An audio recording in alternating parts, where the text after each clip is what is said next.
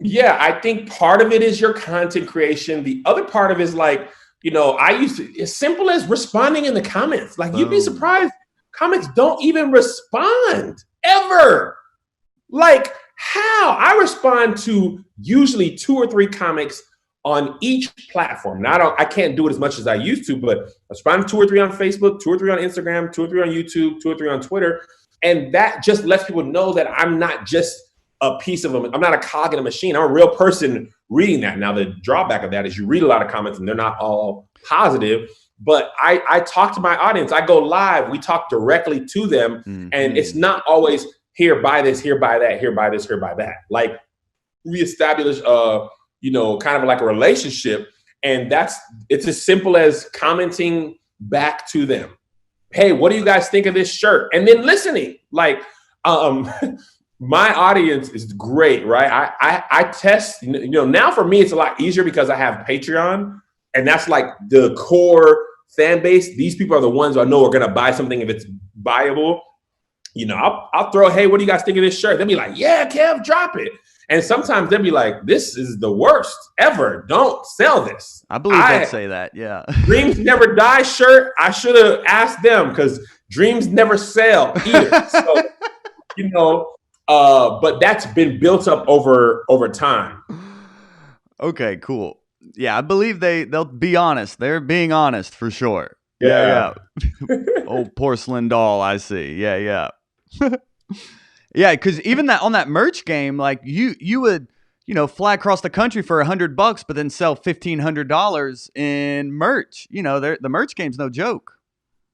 Yeah, man, that's how I got by. I remember, that store you're talking about was in Augusta. I got $150 to get paid. And I remember when I was flying, I was like, this really doesn't make any sense. But I had, $1,500 worth of merch in my duffel bag, and I sold out. So, back then, most of my shows were free. The church would bring me and cover my flight and hotel, and then the show would be free. They'd take an offering or whatever. And my currency was merchandise. So I wouldn't say that I'm a great merch salesman, but I try to give my people who support me something to buy. I'm actually working on a new thing to launch at the top of the year that kind of coincides with the app. But at the time, that was my currency, was like merch, because people are like, well, shoot, I had a great time and I didn't pay for a ticket. I got $30. Let me buy a shirt. They might not even wear it. I used to sell DVDs at this time. And when people had a great time, they'd be like, let me buy everything you got. I'll buy 3 of these DVDs, and 1 shirt, so that's like $60-$70. And that's better or more than, a ticket price. Yeah, I'm seeing and I'm thinking, you saying the app, and you have this soundstage, and you have the studio, and you have all these podcasts, and like, let me and I want to jump into fan questions here as well, but I want to selfishly ask this one and pick your brain a little bit more, because I really do feel like we're on to something special here at Hot Breath, and in your instincts on your own experience, like, we have the weekly podcast, we do these Q&As, we have the Facebook group, we have the membership group, we have this YouTube channel. Like, what you started off with one and then you built out, but where do you see, like, how can we keep pushing the envelope forward? We kind of have this baseline, and you're saying be consistent, but is your instinct saying even just try this or that and just start to kind of mix it up a little bit? Yeah, I mean, I try so many things. I mean, literally so many things. Mm-hmm.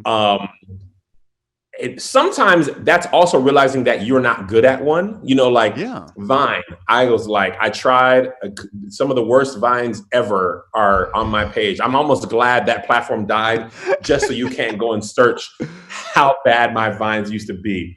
TikTok. I didn't perfect it, but I found that my dad jokes worked on there. So I think it's about, like, I'll throw it against the wall. And even Clubhouse, which is kind of an emerging app, I dip my toes in the water there, because you just never know who you're going to connect with on what platform. But I also know part of that is realizing it's hard to be, I'll use the term dominant on all platforms, right? With specific content for each. So kind of focused the most. Patreon is my most important app by far because that's my direct line to my audience. But that required me to build a good YouTube page. YouTube, Facebook, Instagram. Now, thank the Lord, you can basically post the same video on those. But you need to take the extra time and actually post it. There's a lot of people still posting the link from their Instagram on Twitter.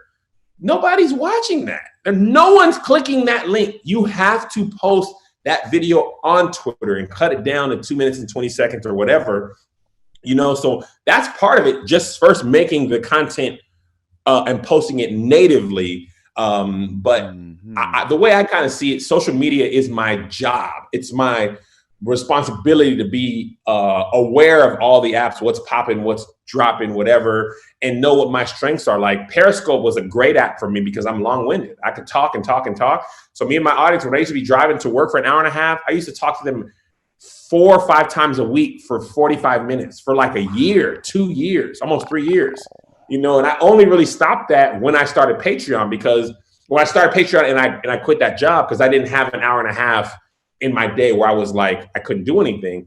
But so many of my fans were like, bro, we used to be up in there having and it was only like and this is what I need people to understand. My Periscope, I never was big on Periscope, but we used to have the 95s, what my fan base was called when we were on Periscope, 100, 200 people in there. We would have the time of our lives in there. So it wasn't about being viral or crazy. It was just about connecting with my audience every day. We never had a crazy amount of people in there. And it wasn't about that. It was about, having a good time with my fans and family. And them 200 people, they came to Patreon, they're stage crew, they're people who are buying the tickets to keep your distance. But that's years of free content where I wasn't asking for anything. We was just hanging out, having a good time. And I still really struggle to ask for anything, even to buy stuff. But I realize if I want to continue to do this, I gotta promote, my business ventures. So that's why I promote. But if I could find a way to monetize without promoting, I would do it.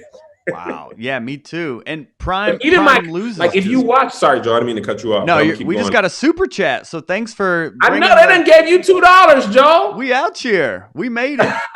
You did now dabbed and raised the roof in the same interview. We have got to get you. We got to do the whoa. You gotta bring one dance that's been released in the last 3 years. At least a whoa, Joe. You mean this right here? You mean that right there? Your doggone raise the roof threw off my train of thought. I don't even know what I was going to say anymore. My bad, man. Yeah. Hey, hot brethren and sistren. If you love comedy as much as we do here at Hot Breath, click the subscribe button to join the Hot Breathiverse and then watch more videos to get even more comedy tips.